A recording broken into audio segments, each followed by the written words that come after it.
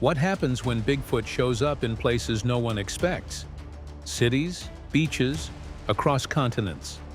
These sightings didn't just go viral, they caused worldwide panic, and some of them still haven't been explained. This isn't just a local legend anymore. Bigfoot sightings are exploding.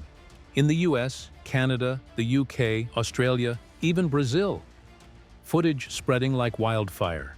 Creatures caught near highways, suburbs, even construction sites. These aren't isolated, they're global. And when the clips hit the internet, people didn't just watch, they panicked. It wasn't just curiosity, it was a feeling, like something was there, watching, waiting. This footage comes from the YouTube channel, the Australian Yowie. It's part of their investigation titled Yowie Sasquatch. PETA thought there could be Yowie activity on her property in Tenterden, and now, things were getting strange. They checked the candy bag left outside. It was wet. The bag soaked, like something had been there, something touching it, maybe even tasting it. Watch for yourself, but here's what's weird. That is weird. There's something it's... That's actually damp. It is. Instead of taking it out of the bag, it's like something's been trying to suck their lollies through the bag. That's flavour. The candies were still in the bag. It looked like something had tried to suck the flavor right through the plastic. The surface was damp, the bag untouched.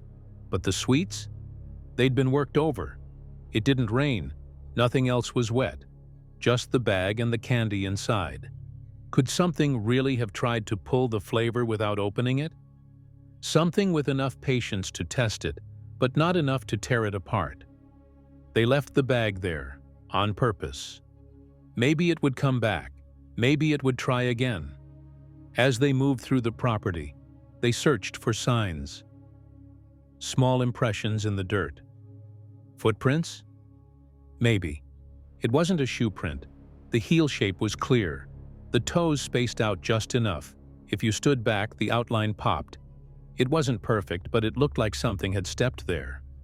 Watch yourself, the heel, the big toe, and no tread marks.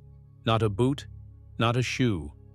Nearby, fresh digging marks. Is that the heel and that's the toes up here? If you come back this way and look. There's a toe. That's the right toe. Like this. Left, isn't it? Left foot. That looks like a print. It does actually look. The heel's here. This is a big toe here.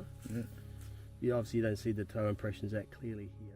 Something had been scratching around between the trees. The dogs didn't react. Maybe they were used to the scent by now. They kept the bag in place. Waiting. Testing. If something was out here, it would know. It would remember. They moved deeper into the trees. The pressure in the air started to shift. The silence wrapped around them. No birds, no buzzing insects, just that weight. Like the air itself had thickened. That's when the head starts to feel heavy. The quiet pressing in. Feel this moment. I still feel that pressure around here. This location, my head's a bit heavy here.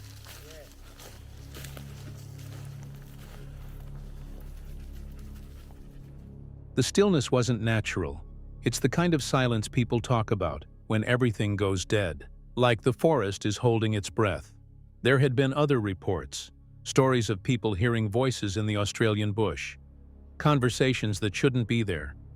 Some swear they've heard Yowies talking, low, distant voices moving through the trees. And when you turn, nothing's there. People say they only show up in certain places.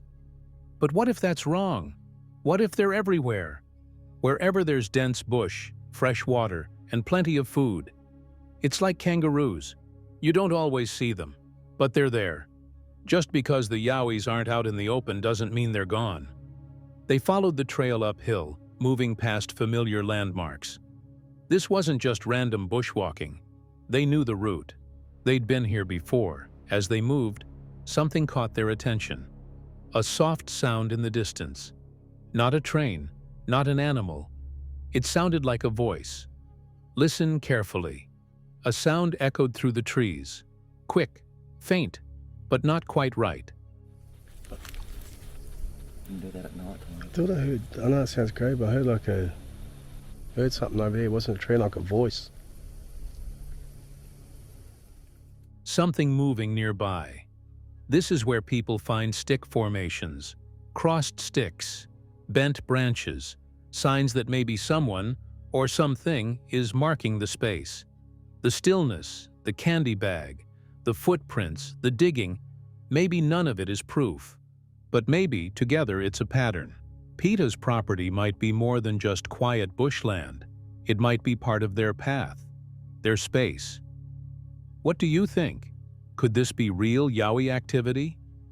Drop your thoughts in the comments. Hit like if you want more breakdowns like this. Subscribe for real stories, real evidence, and more Yowie investigations. Stay curious. We're just getting started. Something small left a print. Not a shoe, not a boot, barefoot, right in the middle of a busy trail. This video comes from the YouTube channel Yowie Sightings Australia. It's called Baby Yowie Bigfoot Footprint Possible. The search kicks off again. He's back on the trail even after hospital checks and car races. All wired up, but the Yowie hunt comes first. The ground's been cleared. Machines and bikes came through here. He spots cleaned-out sections and signs from a recent trail event. The area's busy, but something strange is waiting. Right there on the path, a tiny footprint, half the size of his own. Could be a child's, but barefoot? Out here?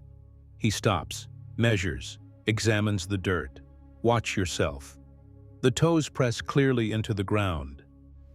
Oh, look at that. That is a footprint. I'm telling you now, that is a very small footprint, guys. This is why I've been coming back here, because it could be kids, but are people going to let their kids walk through here barefoot? 1, 2, I'd say that's 3 or 4 inches. You can see there's toe marks there. I seen some back just there before, but you know, there could be kids, I don't know. It's fresh. Around it, other prints. But those are shoes. The parents had shoes. This one's different. Alone. Bare. As he walks, he makes sure his own steps aren't leaving marks like that. He's carrying extra equipment now, strapped around his neck. But the focus stays sharp. In the background, crews are still cleaning up toilets from the weekend. Tracks from bikes and people crisscross the path. But this one footprint stands out. The search continues. He's here often. He'll keep coming back. Maybe one day, something bigger will appear. The new phone helps. He tests the camera, zooming to 10 times, then 20. Watch this part. The wind roars, trees whip in every direction. It's like a mini cyclone. Ooh, there's a bit of wind. I wonder if this is picking that up. Holy shit. It's like a mini cyclone. Wow. But he holds steady. If a Yowie is out there, the camera will catch it. The day's just starting. It's 10 in the morning. He's planning to head to Ambly Air Base next. That's where someone recently reported seeing a shadow running from a kangaroo. It happened early, just the day before. He'd gone there quickly, using a trip to buy bacon as an excuse to scout the area. No signs then, but he'll return today, just to double-check. That shadow was tall. Some people guessed it might have been a pig or a deer, but others say Yowies have been spotted there before. Another person even dropped a map with the exact spot where the kangaroo was found. There's a power line. That's free zoom. 10. Look at that. That's a 10. We've got 20. How come it's disappeared? There's 20. There's 20. It's not much better than 10, really, is it? The search will keep going. He scans across power lines. 10 times zoom, 20 times zoom. The focus is tight. If something's moving out there, it won't get missed. The new phone can push to 100 times zoom for photos. He tests it, switching between levels, checking what's clearest. 20 times seems best for now. The trail's quiet, but he knows that can change. He's heading to the next creek soon, hoping to find more signs. Maybe more prints. Maybe more movement. Stories about Yowies keep coming from this area. Quick shadows, vanishing figures, footprints that don't belong. The search is constant. Even when the spot seems busy or cleared out, he knows there's always a chance. The right day, the right moment. Maybe this footprint is proof. Maybe it's a kid. Maybe it's something else. What do you think? Could this be a baby Yowie? Drop your thoughts in the comments. Hit like if you want more hunts like this. And don't forget to subscribe. The next search might catch something big. A fresh track, wide, deep, hidden in the rugged trails of the coastal mountains. Could this be a Sasquatch? This video comes from the YouTube channel Northwest Sasquatch Studies and Research. Ben's back in the field, carefully scanning the ground. The measurements hit about 16 inches. That's the same size he's found before in this area. Not a random print, not a coincidence. KD's using her measuring app. They check the width, the length, and the shape. Something's off here. The track curves, arches. Not what you'd expect from a typical footprint. Ben locks it in with a 3D scan. He's seen tracks like this before, always around the same size. Always showing up before those hunter tags started appearing. There's a chance it could be human. Maybe, but the size, the depth, and the shape, they hint at something else. Watch this moment. A Sasquatch track. Unless they're Shack, the forester, running around out here, but those are around the roughly sizes I've been finding out here, though, before these tags showed up. What's the heel? 4. 4. Could be a person. Suddenly, Amos the dog charges right through the track. Luckily, this one's solid enough to hold. It's not the first time Amos has done this. But today, the print survives. Ben's out of casting material. Still, the 3D scan and the measurements are locked in. This could be the key. If he can pin the location and come back, maybe he can cast it next time. The track sits on a hillside. Hard to reach, harder to preserve. No other clear prints nearby. It's strange. One single track. Out here, that's not common. Measurements on it, which is kind of cool. I didn't know she had that. It's a really cool piece. Well, if there's a way I could, if there was a way I could pin this where this location's at, I'd like to come back and try to cast it. The trail is busy. Signs of elk, heavy use, and human activity are everywhere.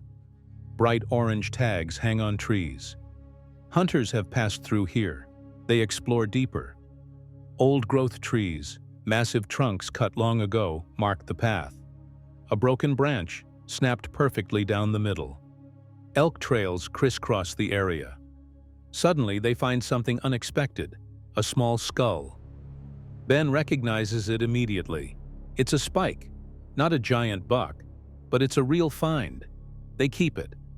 Katie spots another one nearby. Today's turning out to be more interesting than they thought. As they move uphill, the terrain changes. It flattens out near an old road system. Could logging be next? The signs are there. They worry the area might be cleared soon, erasing any chance to search again. Watch yourself. Do some whoops and listen. Whoop! Whoop! Whoop! Ben does some whoops, listens, waits. Nothing answers back. The wind's strong today, making it hard to hear if anything is nearby. They know the risk. Sometimes they're the ones being watched. They reach a creek. Water runs steadily nearby. Coming up to something. It's like a creek or something. I don't know what it is. Oh, good thing we weren't in here during a windstorm. Good Lord. This looks like this might have hurt. Fallen trees line the trail. If a windstorm had hit, this would have been a dangerous place to be. They checked the trees, the ground, the creek edges. No more tracks, but signs of life remain. Elk tracks double-stepping. Ellie the dog gets excited, probably chasing a scent. See this moment.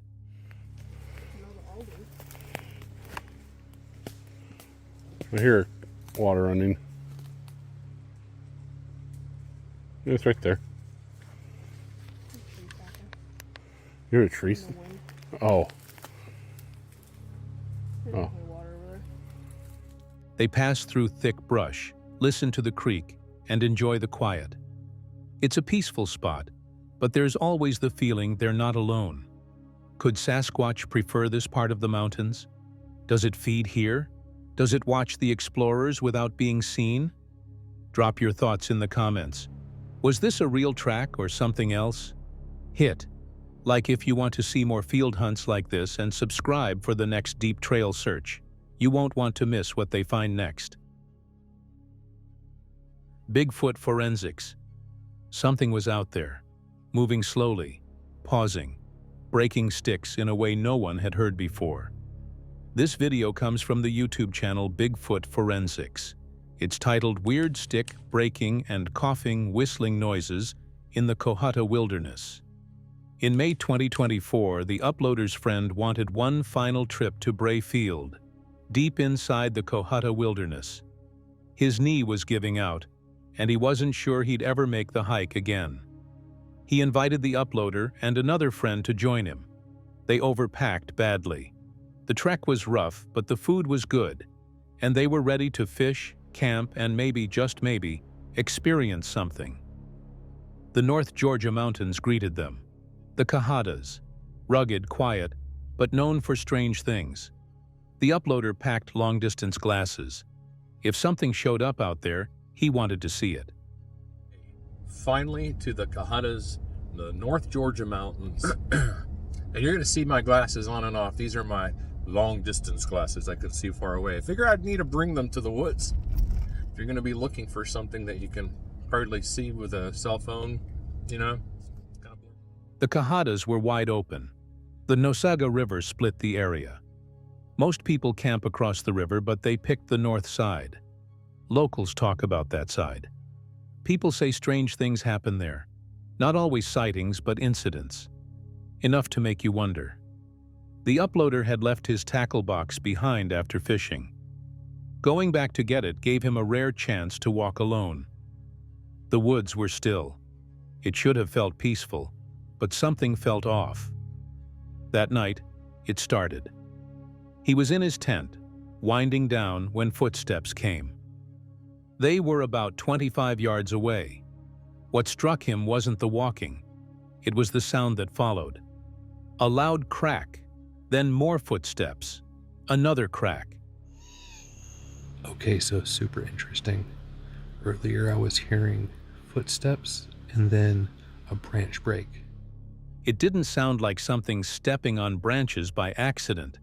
It sounded like something was breaking them on purpose, over and over.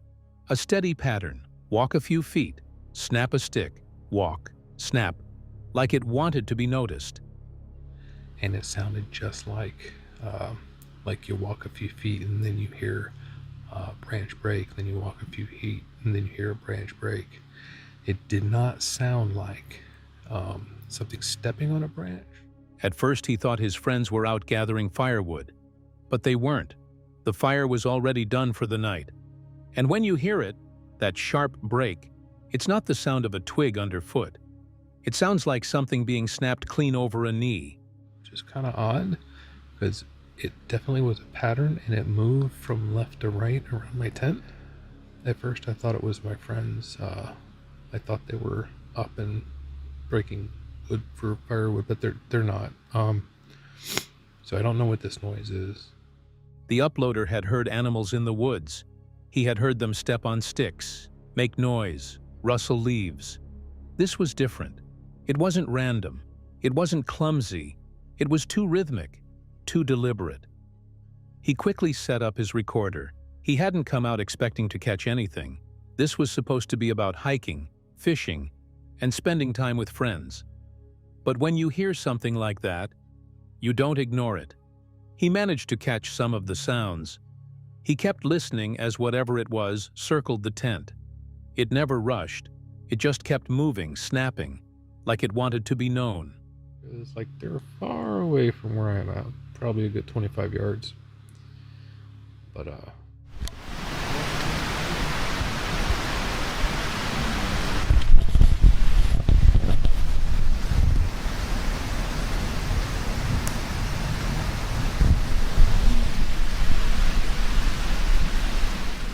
the noises came back again later.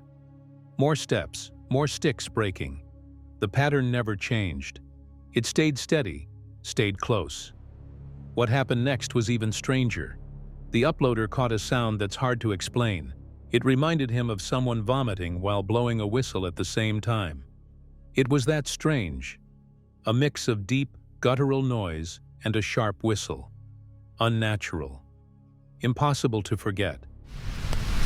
Hey, it's still there. It's still there.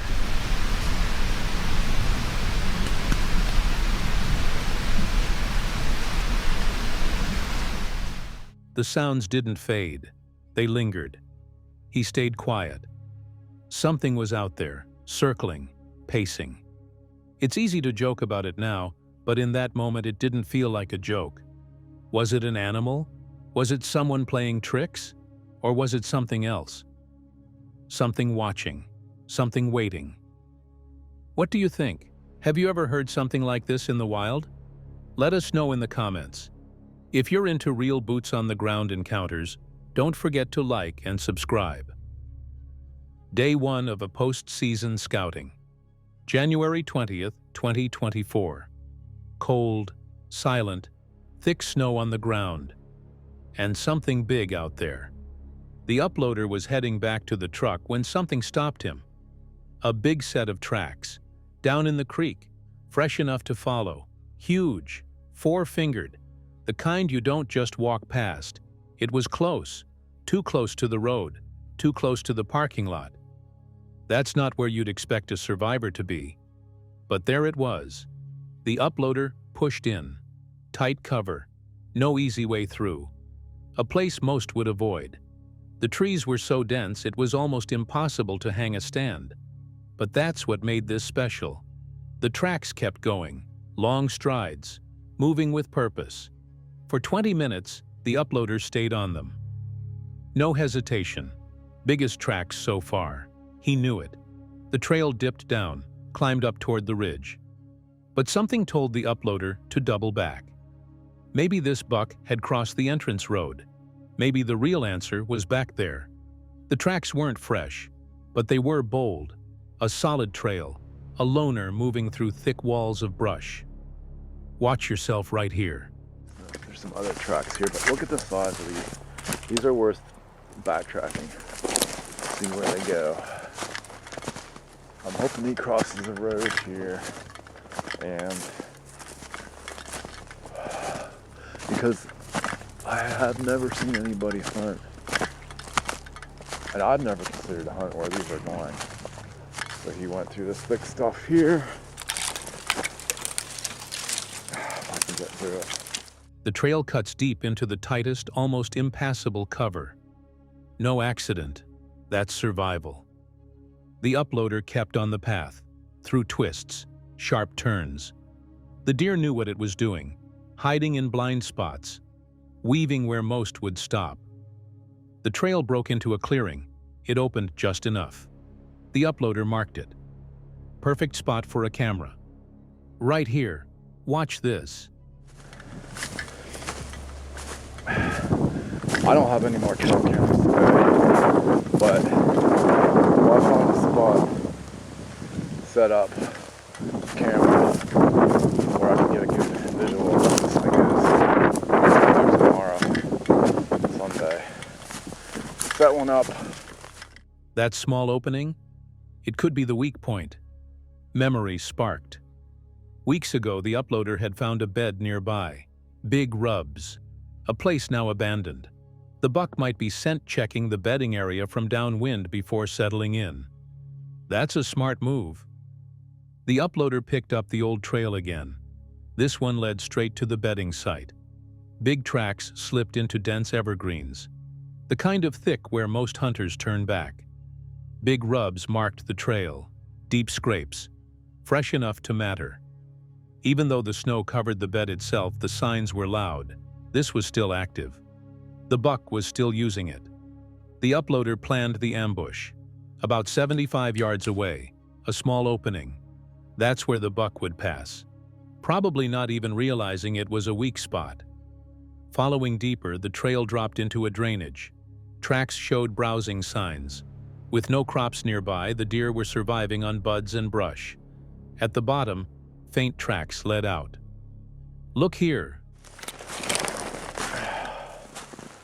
There's another, this might be his tracks. I think he, anyway, we're gonna follow the big ones.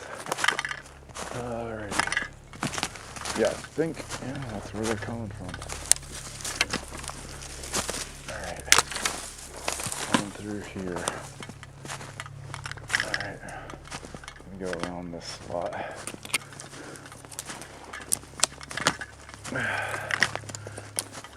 The likely exit route, moving low, quiet. Always inside thick cover. The uploader knew this was rare. No other hunters, no stands, no cameras. This was pure, untouched public land. Risking too much pressure could blow it. But the signs were too good to ignore. The uploader marked multiple trails.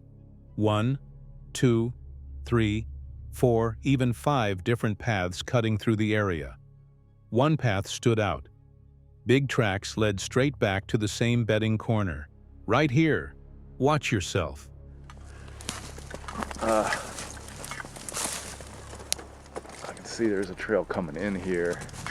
Looks like this is the continuation of the trail. Here, I believe, when you talk about sick, how the heck did he even get through here?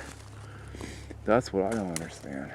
But I'm getting close to an area where he may be baddest, so just putt around here and see if I can find a bed. This is the trail, the main entry point. It could be the perfect ambush. The uploader had time to plan. 2024 might be the year. On the way out, the uploader followed the exact route the buck used to approach. The snow made it clear, winding through thick brush, always hiding. Near an overhanging branch, signs of a possible scrape. Tracks shifted. Maybe a lone doe, maybe the same buck. The uploader followed, learning how these deer move to survive. Deep in the thickest brush, the trail almost vanished. For a second, it felt like it was gone. But maybe, just maybe, the trail would pick up again, just a little farther ahead. October 23, 2013, Halloween season. Cold. Mountain air biting through the night. And the Pennsylvania Sasquatch Association was ready to hunt. This wasn't just any trip. It was the PSA's first ever Halloween investigation. The team gathered deep in the mountains, in a place they wouldn't reveal. They'd been called back to this area again and again. Something always pulled them here. The sun dipped fast. The sky turned to dusk. Night was coming quick. Shadows stretched long over the ridges. It was getting cold. Freeze warnings were in effect. They weren't just chasing Bigfoot tonight. They were racing the cold. Watch this part. Sasquatch Association. Here we are at an undisclosed location for our first ever Halloween investigation. I'm Steven. I'm Bob. I'm Jason. I'm Mike. So come along with us in episode 6 of the Sasquatch Diaries and see what we find. Happy Halloween. Happy Halloween. The team gathers. It's Halloween. Spirits are high, but tension is real. They're hoping this night will be different. They move into Columbia County, isolated, squatchy. Chilly winds cut through the trees. The team spreads out, each coming from towns across Pennsylvania. Different places, same mission.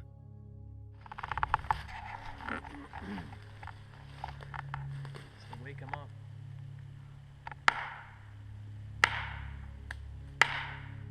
The night feels alive. The forest shifts. Branches crack. Strange sounds drift through the dark. They hear something, faint calls. Are those dogs? The sounds echo. Then again, back and forth. It keeps going. Could it be something else? Could it be a squatch calling across the ridges? The team goes quiet, listening, waiting. The wind whistles through the trees. Look right here. Oh, we heard those. Probably an owl. Let's say we heard those dogs earlier too. A couple weeks ago when I was camping up in Wellsboro, I actually lay there in the tent for an hour and listened to 2 owls call back and forth. A moment of uncertainty. The team strains to hear. The calls seem to answer each other. It's either dogs or it's something stranger. As they press on, a new sound snaps their focus. Branches breaking. Familiar. They've heard this before. Something moving, something near. They call out into the night. No answer. Yep, Eye shine on the road. deer. Deer? Yep, looking at us. Is that a deer or is Yeah. that a coyote? It's a deer. You have to come over here more. It's stepping up. Stepped up. That's a deer the way the heads move. But the forest never really stays silent. Then, movement. Eyes in the dark. A deer steps out. The team spots it just before it disappears. It's the first deer they've ever seen on a night hunt like this. Silence falls again. The team is patient. They fire off calls into the dark. Echoes bounce through the trees. Minutes pass. No response. Just wind. Just cold. Suddenly, something unexpected. They find a dead porcupine. Bones scattered. Quills still shining. Whatever ate this left nothing behind. Check this moment. Porcupine bones. Whoa, buddy. Is that porcupine? Are they quills? Yeah, that's what it Yep. looks like. Yep. Here, let's. Alright.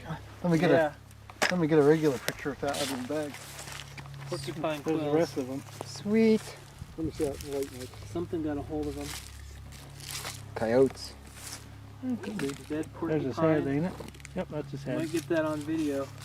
Here, I need all your lights on on it. it. now. Was that eaten by something? Well, yeah, there's no meat left. Here, Bucko, can you hold There's this? the quills. Can you hold this light on it? Take a DNA sample.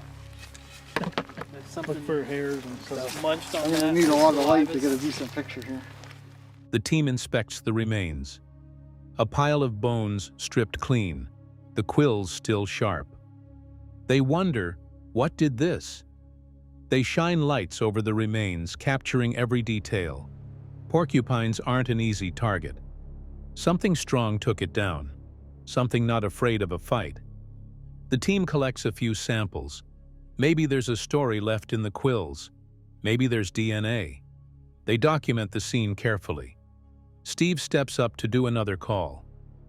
They're high on the mountain now. The wind is stronger. The cold bites harder. Watch this clip. Did you hear anything or not? Man, this is like that night though with the wind now. Cold and windy. The mountain stands still. The call echoes. The wind answers back. But nothing else. The night drags on. No replies. Just the cold, the dark, and the weight of waiting. Still, this place feels alive. The strange sounds, the unanswered calls, the tracks they didn't catch on camera. It's like something was always just out of sight, always watching. The PSA's first Halloween hunt doesn't end with a close encounter, but the silence speaks just as loud.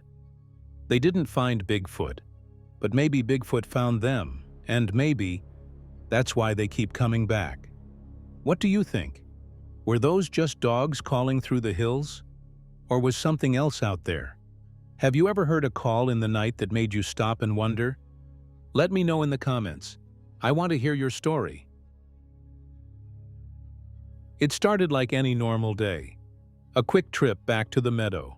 They thought they had the footage yesterday, but some clips didn't record. So they came back. This time, they wouldn't miss it. Kyle was out there early in the morning. He'd already found something strange. Big piles of scat, too big to ignore, too strange to leave behind. Watch this part. So we're going to walk back here. Maybe get some more good stuff on video too. I found a bunch of bones, deer bones in stacks, and a bunch of weird looking scat.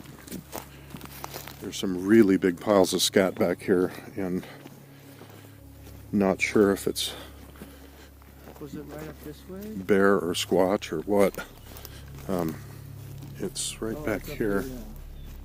They pushed through muck and twisted ground.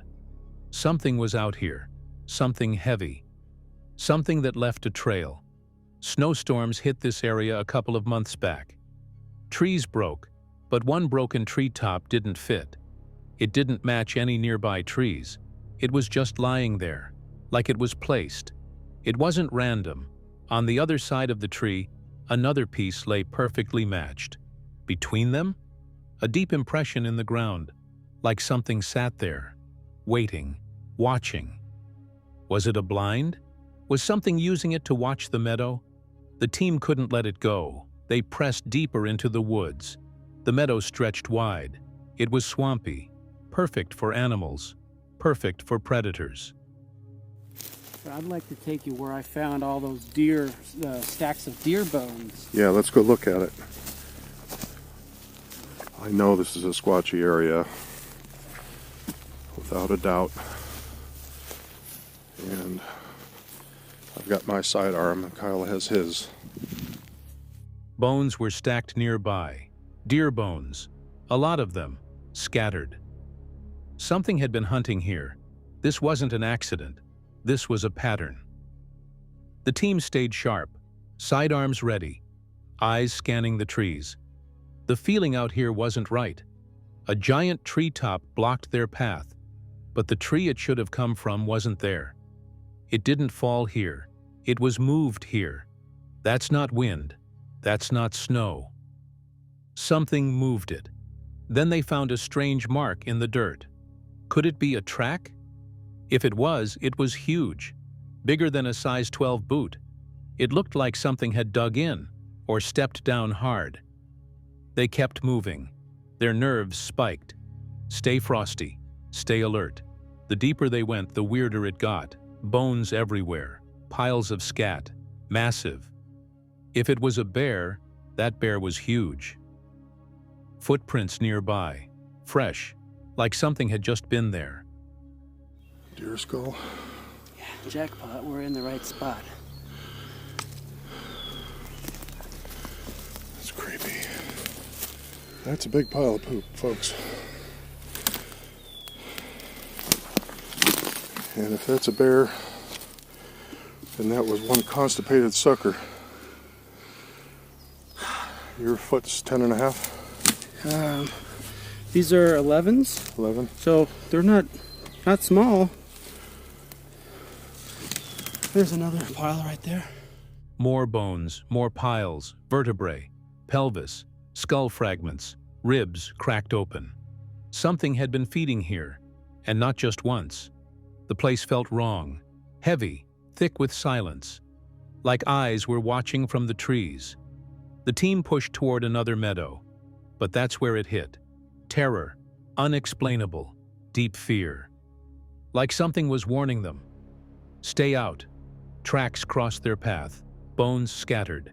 This was a feeding ground, a hunting ground. Something used this place. Skull and upper mandible. Here's the other bone. Yeah. I'm surprised we haven't run into any more scat, because I saw a lot. There's a lot of scat out here. Of something real big.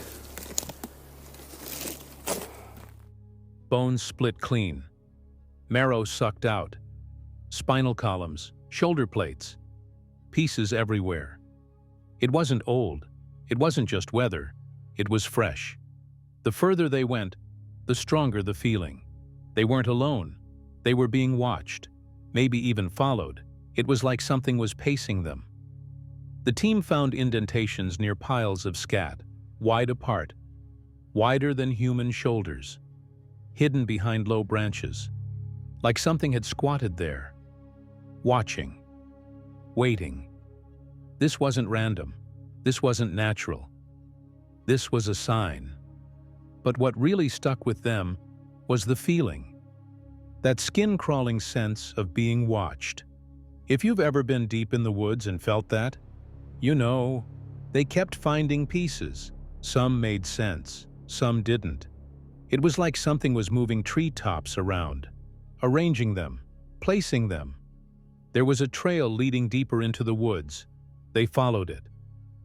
Look here, bones, fresh ones, small ones. Something had been biting through them.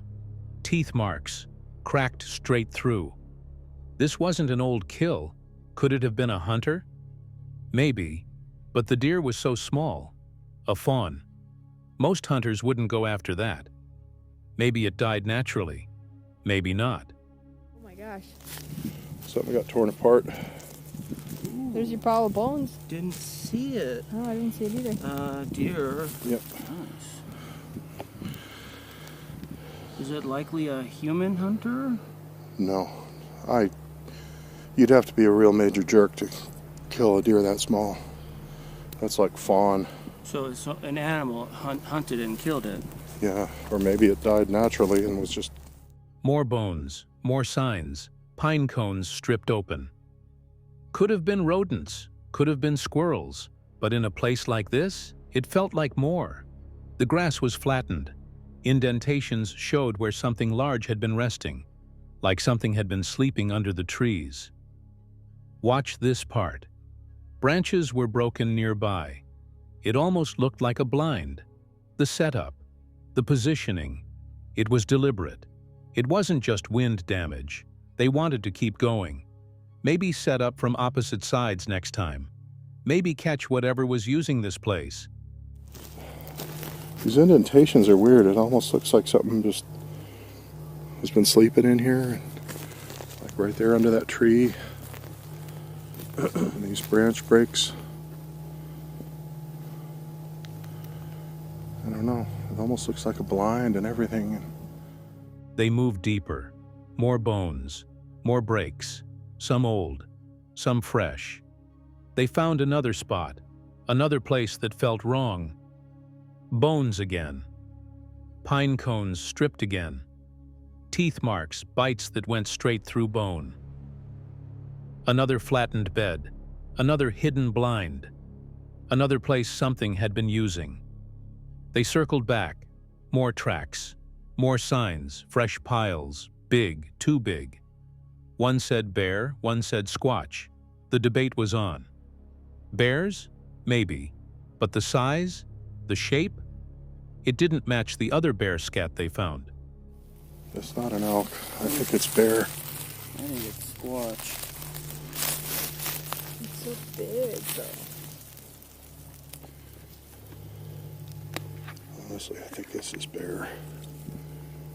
I mean, it would be a perfect place to hang out. Oh, yeah. That's bear. That's squatch. The place was full of signs, tracks, beds, blinds, bones, over and over.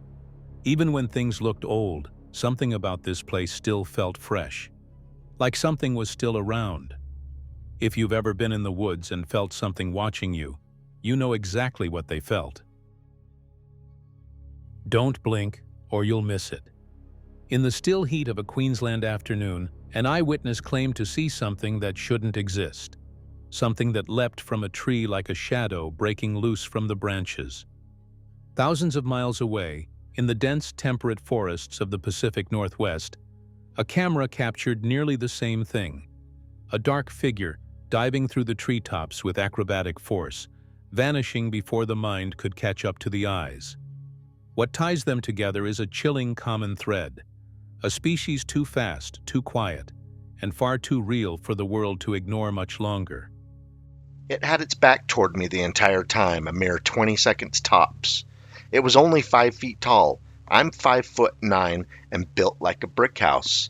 I was amazed how fast it went up into the mulga, and also how sheeny and clean its fur or hair seemed, considering the wilderness it calls home. To witness what the Rocky Mountain Sasquatch organization calls lightning in motion, a Yowie launching from a tree in Australia's wilderness.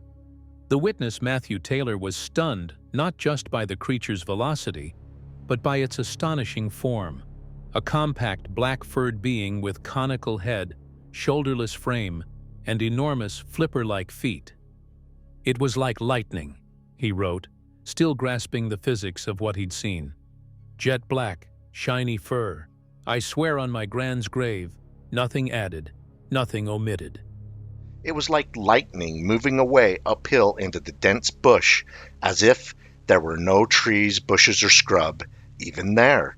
It was jet black, shiny fur hair from conical, small, shoulderless head to large, flipper feet toes. Its soles of its feet were like cement mix powder or dry concrete pre-sand, gravel, and water. This wasn't an echo of a past sighting. It was a fresh imprint on the growing story of an ancient presence hidden in plain sight. As the Rocky Mountain Sasquatch voiceover transitions, it leads viewers straight into the Pacific Northwest, where a Snapchat video, seemingly random, caught something eerily similar. A woman clearing trees with heavy machinery unknowingly filmed a fleeting figure launching itself from high in the canopy. Only on review did she realize what she had captured. The creature appears to descend with uncanny grace, using its arms and legs in a controlled, gymnastic fall. Branches are grasped mid-air. Momentum is redirected. Then it's gone. What's remarkable isn't just the acrobatics, but the precision, calculated descent, directional momentum, total command of body movement. As the footage plays again in slow motion, it reveals the intricacy behind the blur. The creature uses branches not just to slow its fall, but to launch into a second trajectory. It glides, not like a falling body, but like a practiced arboreal hunter moving between trees with biological ease. Arms stretch outward, back leg folds at a precise angle, and in midair, the figure turns, swinging out to disappear into thick undergrowth. Watch yourself as the video is broken down frame by frame. I'm talking about controlled descent. It is propelling itself towards the ground by grabbing branches or the trunk of the tree. It may have also landed on this branch with its feet. It's controlling its descent from 2 points right here, grabbing a hold of the branch or the trunk and its feet on this other branch. The narrator explains how the descent isn't chaotic. It's engineered. Each limb is used as a tool, each muscle calculated. The creature seems to momentarily float, like a gymnast mid-vault, its control astonishing for something that shouldn't be there at all. For some, it suggests an incredibly elusive primate. For others, it's confirmation of something older, smarter, and already adapted to this world's harshest corners. But this isn't just a tale of North American forests or Australian scrubland. These encounters link something deeper, shared behaviors that span continents. The Yowie in Queensland and the Sasquatch of North America aren't just similar in myth or appearance. They're near identical in action. Both are described as shoulderless, cone-headed, muscular, and covered in sleek fur. Both have been seen to leap from trees and vanish into terrain that would trip any human. And both continue to be documented, though rarely understood. One photo from North Queensland, taken near the Aboriginal community of Yaba, shows a large humanoid footprint pressed into the dirt, its scale revealed by a common flip-flop placed beside it. The photo, dated December 2023, was captured during the Southern Hemisphere's summer. Just a few months prior, in the same region, Larry posts the following image and writes on RMSO Media, North Queensland, Australia, near the Aboriginal community of Yarra. Another report described a sighting of a black, fast-moving Yowie that vanished into the mulga scrub in seconds. These communities, steeped in generations of oral history, have long accepted what modern science avoids. These beings are not fantasy. They're residents, as images surface of other alleged Yowie tracks across Queensland. In one case from 2004, A distinct footprint was measured and cataloged by YowieHunters.com, showing anatomical features impossible to fake. This suspect Yowie track was documented near Wilcannia, Queensland in 2004. The heel pad, toe splay, and depth of impression speak to something with significant mass and biomechanical complexity. The footprints don't tell a story of wandering beasts. They show purpose, direction, and stealth. These are not clumsy giants. They are specialists in the art of not being seen. There's a tone of reverence in every eyewitness account, a careful balance of awe and warning. "Mess with them at your own peril," Taylor said, his voice flat but certain. Not because these beings are hostile, but because they are unpredictable, powerful. At first, she thought it was a person dressed up in a gorilla suit. However, up close, she realized it was a real creature. And entirely outside our control. For some, they're nature spirits. For others, they're relic hominids. But for everyone who's seen one, they are unforgettable. And perhaps that's the most important takeaway. These creatures, if they are to be believed, are not looking for us. They're moving just fast enough to stay ahead of our disbelief. Whether swinging silently through pine forests or vanishing into eucalyptus groves, they share one ability that's proving harder and harder to dismiss. Another aggressive Yowie was filmed in December of 2010, showing hostility toward the witness. This creature appears to be stomping feet and making an aggressive display towards them before they decided to run. They leave just enough behind to keep us chasing the truth. If you've ever questioned whether stories like these could be real, ask yourself, what would it take to believe something your own eyes hadn't seen, but someone else swore by with everything they held sacred? Are these the final moments before discovery? Or are we still decades behind something that's been watching us all along? Let us know what you think below. Have you ever seen anything leap from a tree like that? Do you believe the Yowie and Sasquatch are the same species? Or two ancient cousins spread across the globe? Join the discussion, subscribe for more boots-on-the-ground evidence, and help us track what might be the most agile mystery in the world. Something was out there, not a shadow, not the wind, something real. And it wasn't hiding for long. The afternoon started calm, gray skies, light rain tapping the leaves. Peaceful. Until it wasn't. Deep in the Australian bush, the stillness broke. First it was a crack, sharp, too close, you can hear it. Play this part. Watch yourself.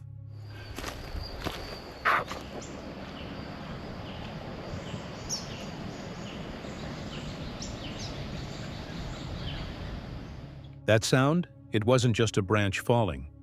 The rain came heavier. The forest darkened. Something shifted in the air. Thick, heavy, like being watched. No birds, no insects, just silence. That's when the unease hit, the kind that crawls up your spine. Another crack, deeper in the trees. But this time, it wasn't just sound. There was movement. A low growl followed, real, close. You feel it in your chest. Check this moment.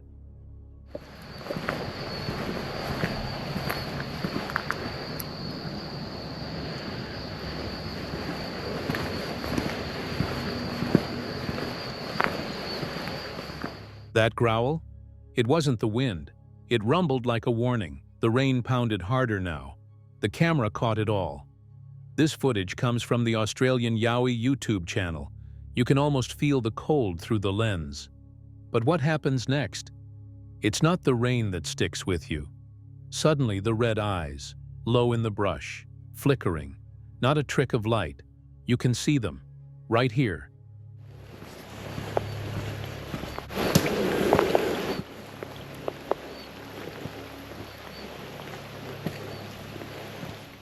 Glowing, steady, watching. You blink, and they're gone. But that moment stays. And then, footsteps. Quick, heavy, running away, but not too far. The sound lingers, like it's still close. Listen for yourself.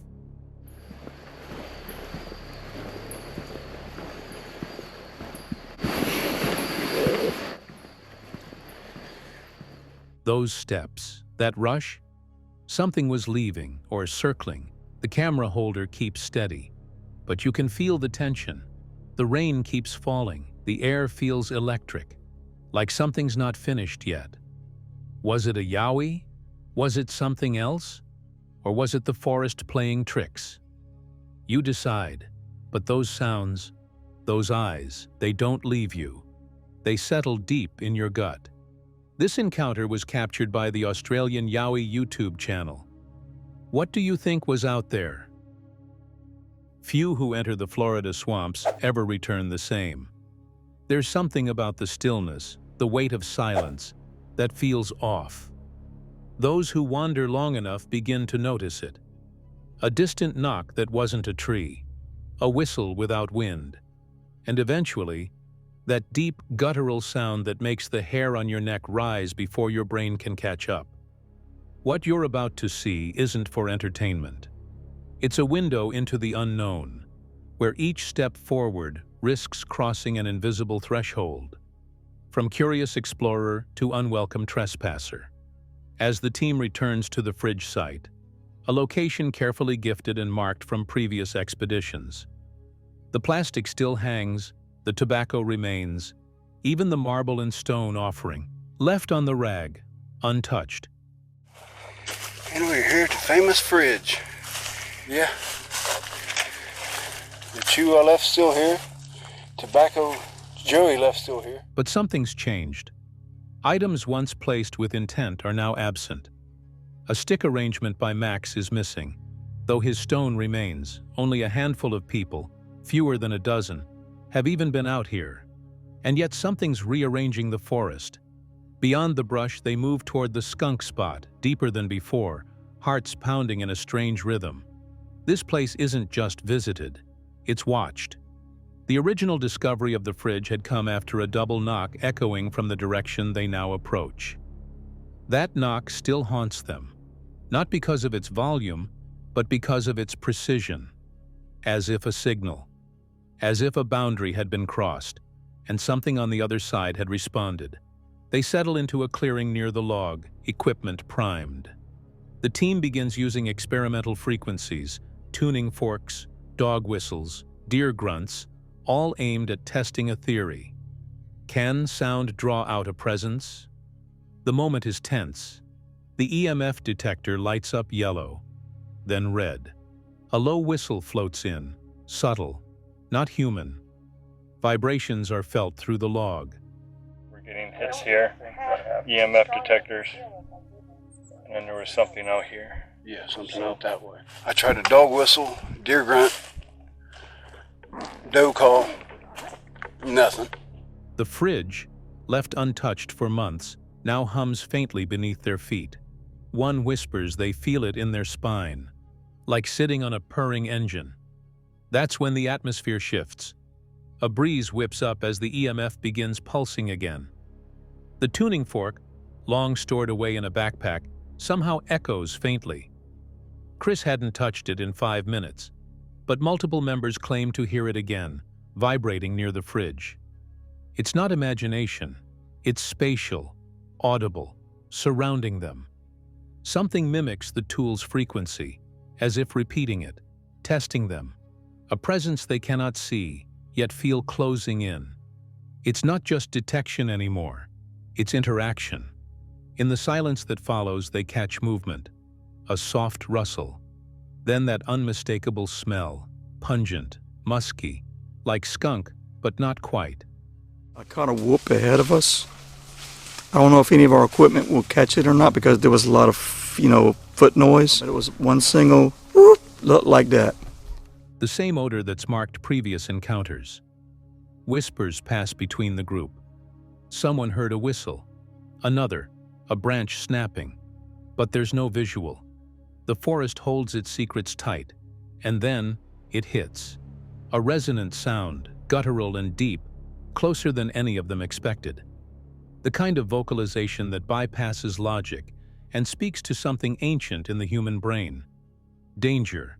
Something big is out here, and it knows exactly where they are. They stand frozen. The tuning fork sound is heard again, though it's packed away. Oh, did you hear that? Did you hear that? You just stepped on something. No, I didn't. That was behind. You did, Chris. No, it was back this way. Their equipment flares without warning. Voices drop to whispers. There is no panic, but there is awe, and a growing, mutual realization. They're no longer tracking something, it's tracking them. The game has flipped. Let's pull back. That was sizable. He's coming. Okay, let's go. Let's go. It's not safe. No. Night begins to fall over the swamp. Long shadows stretch across the underbrush. The forest becomes a mirror, reflecting every fear, every question, every truth they've tried to ignore. And in that darkness, there's clarity. The line between myth and reality is no longer blurry. It's shattered. This wasn't just another night in the woods. This was a communication, a warning, maybe even a test. The skunk ape, or whatever force moves through these trees, has acknowledged them, not as lost hikers, but as intruders. And now the question lingers like smoke in the humid air. If this was the last day of the expedition, what would have happened had they stayed one day longer? There are places in Florida that no map can truly define, corridors of wilderness that hold more than gators and cypress trees. What lives there is watching, and sometimes it answers. If you've ever doubted that something walks the wild places of this world, think again. Could specific frequencies really lure out an unseen intelligence? Why did the tuning fork echo when no one held it? Was that just coincidence? Or something far stranger? Share your thoughts below. What do you believe? Drop your thoughts below. Like, share, and subscribe if you want more raw encounters. Hit the bell. You won't want to miss what's coming next.